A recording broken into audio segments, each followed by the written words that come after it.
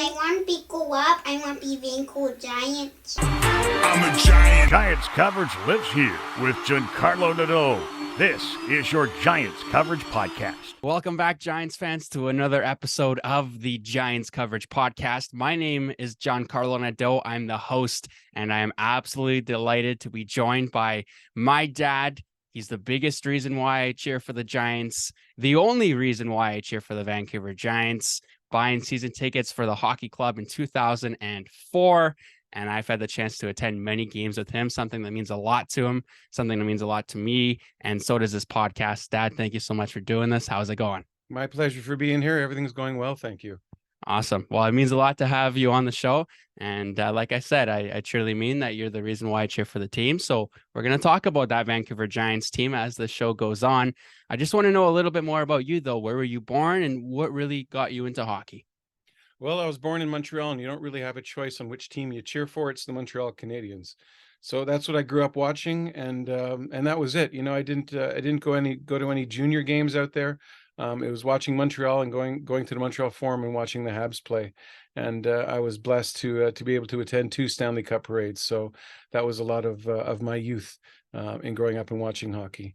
Well, I'd imagine that would be something that would be pretty special for you, especially as a young boy, and having the chance to come to Vancouver and enjoy that 2007 Memorial Cup championship game. I know you were there. That was a spectacular one. We're going to talk about that one later on, but I want to ask you, maybe this is the answer to the question, but what was one of your favorite Giants memories that you have?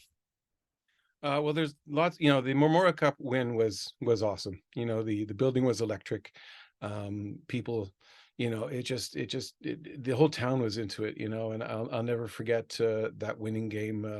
You know, like I say to many people, I hugged 2 men that day when they won that game. So it was pretty awesome.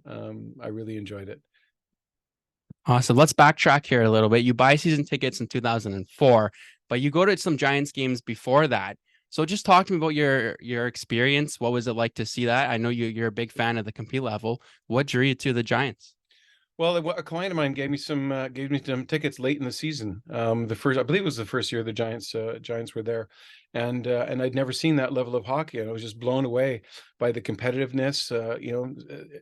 Hockey and fighting was synonymous back then. There was a lot more fights in WHL, and it was just amazing hockey, and it was cheap hockey. You know, I got tickets to one game. And right after the game ended, I went and bought tickets to as many home games that were left. And the following year, I purchased the season tickets because, like I said, I just love the product and checking out, watching the Giants and all the WHL teams that came to town. No, certainly lots of superstars have come and gone throughout the Western Hockey League. A few at the Vancouver Giants as well. You mentioned you're a big fan of the Montreal Canadiens. You were able to watch Brendan Gallagher grow up at the Coliseum, and to see him now 10-year career so far with the Canadiens, the Habs. What has that been like for you? Well, it was neat watching Gallagher play. I mean, you know, it was like one of our own made it to the NHL. Sorry. There's something in my throat there. One neat memory with Gallagher was, you know, I remember somebody high sticked him or something, and he was just choked. He was running around the ice just screaming. And I said to whoever was sitting beside me, I said, "Watch, next shift he's going to score." And he went right through the entire team and scored because he was so choked. So that was a pretty neat thing to see with Gallagher that one time. You know, there's been a lot of Giants doing lots of things. You know, I didn't get caught up in the statistics. I didn't get caught up in too much of the individual players. I enjoyed what I saw on the ice. The WHL is a transition league, right? They're not going to be there for 10, 15 years. You watch these kids come in at 15, 16, 17, and they stick around for a couple of years and then they move on. Hopefully, you know, a few of them make it to the NHL. Most of them don't, but what they do on the ice is magical at the time. I used to know all the players, you know, and know all their names anyway, and recognize them for what they did. And it was just great to watch them. No, it certainly is. And it's exciting to watch a player come in as a 15, 16-year-old, take that next step within the Western Hockey League and ultimately be rewarded by going to the NHL or another professional team. There's a lot of Giants players that have done that, a lot of players in the league that have done that. What's it really like for you as a fan to, you know, watch those players for a few years and then to see them get rewarded, seeing them take that next step in their career? Well, it's neat, right? You see them grow up, you see them round out their game at the junior level, and you go, you know, this guy's special, that guy's special. You know, Andre Mazeros, you know, he was a defenseman that made it up to the NHL and was there for many years. I never quite caught, what makes this guy so special? That's why I'm a hockey watcher and not a coach and not a scout sort of thing. But it's like, yeah, people are saying, yeah, look how this guy skates and look what he does. And, it's just neat to see them, you watch them when they're doing meet and greets, you meet them right there. A little harder to get to an NHL player. So it was a lot easier to meet the WHL players after games or when they had the meet and greets for fans and for ticket holders. So it was a little more personal then, most certainly. No, it is. It's always really exciting to see that.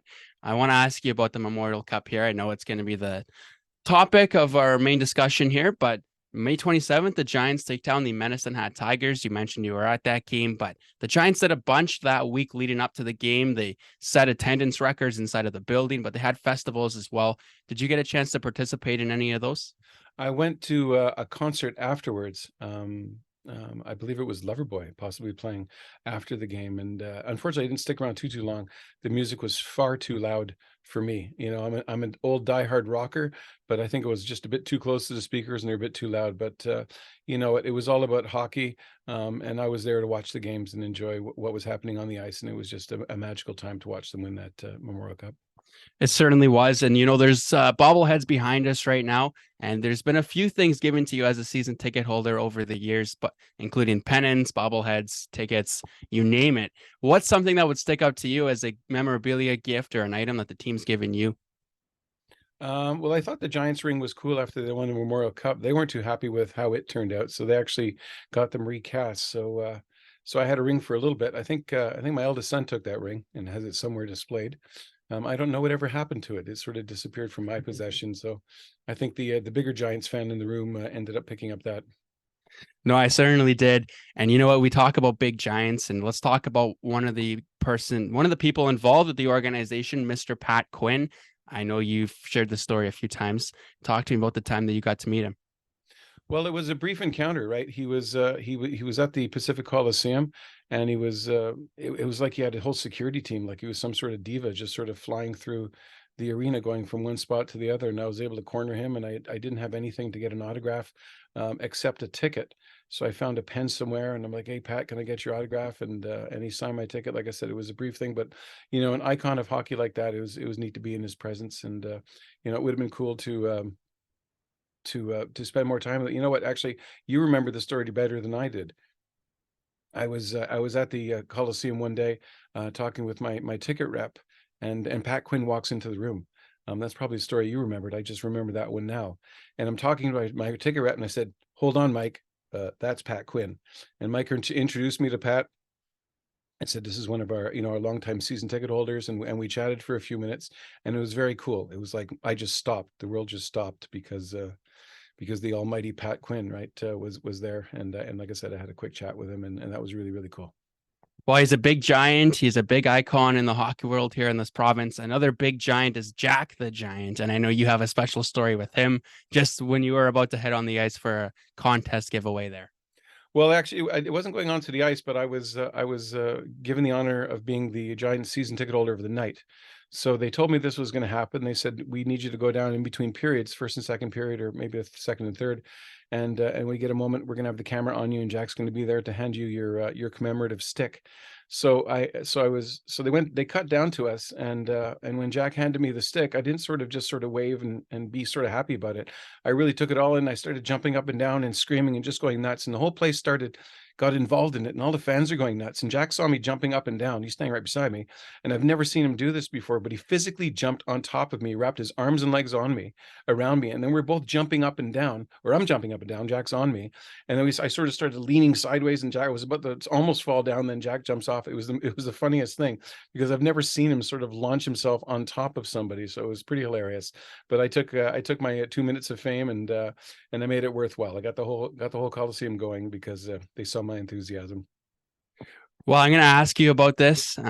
Obviously, you get your season tickets in 2004. You get a chance to take your boys to several games after that. Is it more special for you to not only go as yourself anymore, but to go with your two boys?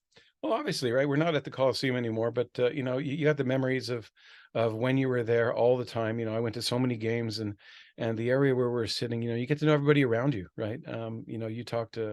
You talked on that TV blip that you did about sitting on my lap and jumping up and down. I remember one time the Giant. I was there with both you and your brother, and I forget how old you guys were. We were 6 and 8 or 10 and 12. Anyway, the Giants, every time they scored, you guys would jump on my lap, and I'd bounce both of you up and down, right, during the Giants song. Well, the Giants scored like 3 goals, 3 or 4, at least 3 in quick succession in a period. So by the time the end of the third goal happened, I was just completely exhausted, and then there was another goal, and I'm just like totally sucking wind, and everybody around me who's seen me do this tradition for years, they're kind of looking at me going, "Okay, it's another goal. Get them on your lap." And I just had zero energy left, and it was just funny. All the people around sort of waiting for this to happen because they're so used to watching these kids bounce up and down whenever the Giants scored.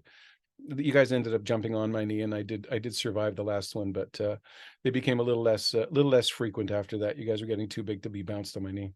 Well, it happened a few years later. You mentioned the Giants moving out of the Pacific Coliseum, but they did come back though for 2 games during the 2018-19 season. What was that like? Well, it was cool to be back in the venue, right?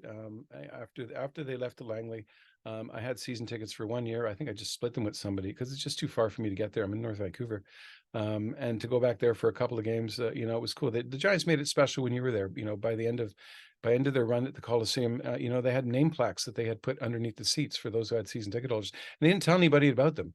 You or your brother looked and said, "Hey, look, your name's on the seats." And I'm like, "Really?" Just on the bottom underneath. So it wasn't sort of sitting out there for everybody to see. We went back there to see if we could get them off when the Giants had left, but I think they'd been taken off long before then. But that was really cool. A really nice touch that the Giants organizations did for their season ticket holders. Going back for those 2 games was cool. Definitely. I really enjoy the product, but things change. Life gets busier, and just trying to make it out to the LEC is difficult for me. I do enjoy every time I'm out there, but you do what you can, sort of thing. When you had kids when you're younger, and they were really into it and not doing their own things, busy with school and university sort of stuff, you had the time to take them to these games. So I was there a lot more, and I knew the team a lot better, but I do still enjoy the product, definitely. There was another playoff run that they did when they're at the LEC, and that was thoroughly enjoyable too. You and I made it out to many games in that playoff run. I think that was the second round they went. The Giants in that 18-19 season, the same year they came back to the Coliseum, went all the way to the finals, losing Game 7 to the Prince Albert Raiders, and that was quite the series. Good memory for you. It was awesome.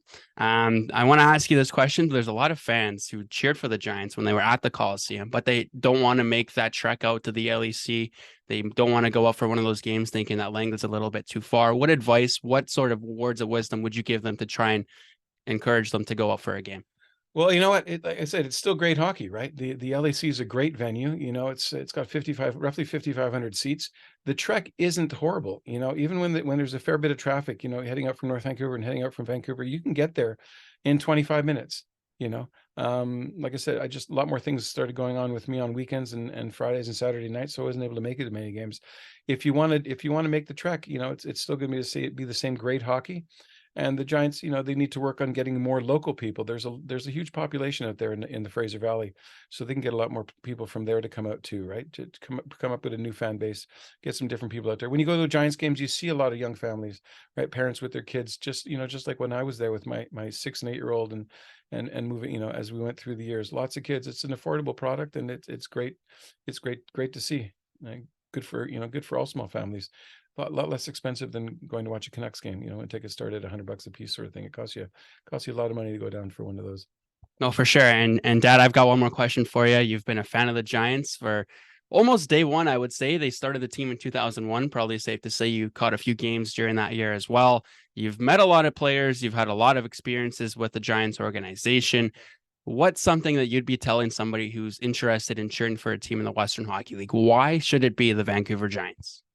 Well, I mean, it's all about proximity, right? You're not gonna cheer for Kelowna when you live in Vancouver, right? So go check out the team, right? Go just if you like hockey, your kids play hockey, go check out Junior B games, go check out Junior A games in the area where you live, right? And then you can kick it up to watching the WHL. It's a couple more bucks than a Junior A, Junior B team, but if you like hockey, go check it out at all levels, right? And the Giants, like I said, they're not that far away, so go check them out, or take a weekend trip to Victoria and go check out the Royals. Lots of good hockey. Well, there you go. That's my dad, Andrew Nadeau. I'm the super fan, but so is he as well. So, Dad, a pleasure as always. Thank you so much for doing this. And we're going to end it off here, Dad. We're going to do our special celebration just so we can show the Giants fans. So this is what we do. We've switched it. Instead of me bouncing on his lap, we have a celebration. We'll end the show like this. But Dad, thanks so much for joining me. Enjoy the rest of your week, Giants fans. The Giants Coverage Podcast. Coverage with heart.